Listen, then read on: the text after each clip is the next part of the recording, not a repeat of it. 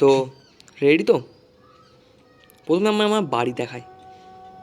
আমার বাড়ি হচ্ছে উদয়নারায়ণপুর। হ্যাঁ, প্রপার উদয়নপুর না হলেও উদয়নারায়ণপুরই বলতে পারো। আর আমরা প্ল্যান করেছিলাম Udaynarayanpur to Digha in bike. আর আমাদের জার্নি দেখতে হলে তোমাকে যেতেই হবে কিছুটা ব্যাকে।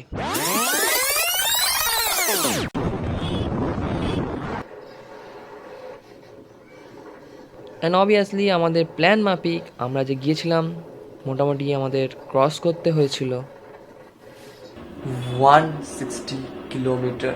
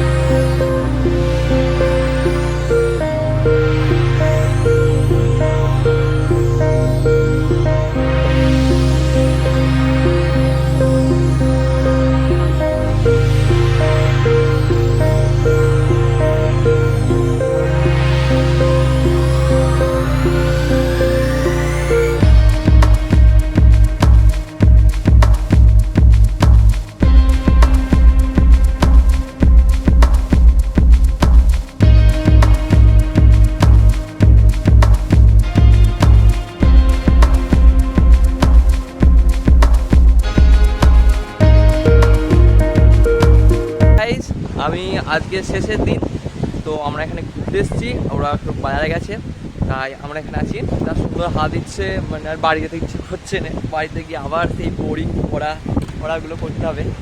তো চশমা খুলে ফেলেছি, খুলে যেতে হবে, এটা খারাপ লাগছে, কী করা যাবে, ব্যাগ থেকে নিয়ে যেতে হবে। তো গাইজ এখন আমরা দীঘা ফেলে আসছি। তো এখন আমরা যাব মন্দারমণিতে।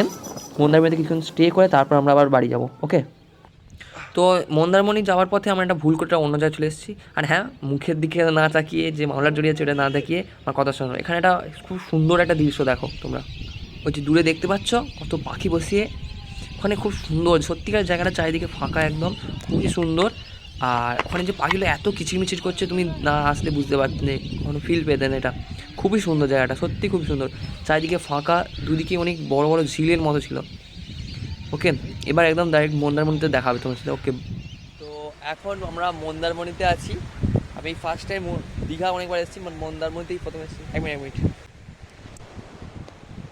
তো আমি ফার্স্ট টাইম মন্দারমণি এসেছি। মন্দারমণিতেই প্রথমবার আমি হয়তো এসেছি। আমি কোনোদিনও এতবার দীঘা এসেছি ছোটোবেলা থেকে অনেকবার, আমি বলতে গেলে সব থেকে বেশি দীঘাই ঘুরেছি। তো দীঘার এই প্রথম ফার্স্ট টাইম আমি মন্দারমণি ফার্স্ট টাইম এসেছি। আমি এত বছর ছোটোবেলা থেকে এসেছি। তো দাদারা ওখানে খাবার আনতে গেছে, আমি আর কুণাল আছি এখানেও বেশ ভালো। তবে এখানে যেটা দেখছি, এখানে দীঘার যেমন অতখানি ঢেউ দেয়, এখানে অতখানি ঢেউ হয়তো দেয় না, এখানে অল্প। ওখানে অত গ্যাঞ্জামের মধ্যে না যাও, তাহলে এখানে আমি তো বলবো এখানে আসতে।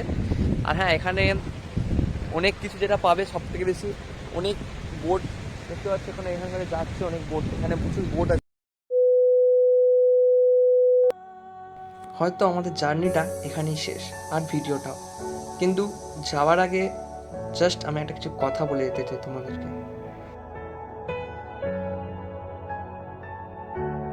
যখন তুমি এই একঘেয়ে সময়বাদা জীবনের শুধুমাত্র ছোট্ট একটা স্ক্রিনের পর্দায় কাটতে কাটতে আবদ্ধ হয়ে পড়ো, আর নিজের ভেতরে সে আমিটাকে খুঁজে পাও না, তখন এই শহর থেকে কিছুটা ইট কাঠ পেরিয়ে দূরে যেতে হয়। আর সেখানেই পাওয়া যাবে সেই তোমার ভেতরের আমিটাকে। সেটা সমুদ্রের ঢেউ হোক বা পাহাড়ের কোনো চূড়াতে, তুমি সর্বদা এই আমিটাকে খুঁজে পাবে। আর এই আমিটাকে খুঁজে পাওয়ার যে আনন্দ, তুমি বিশ্বাস করো কখনো ভুলতে পারবে না।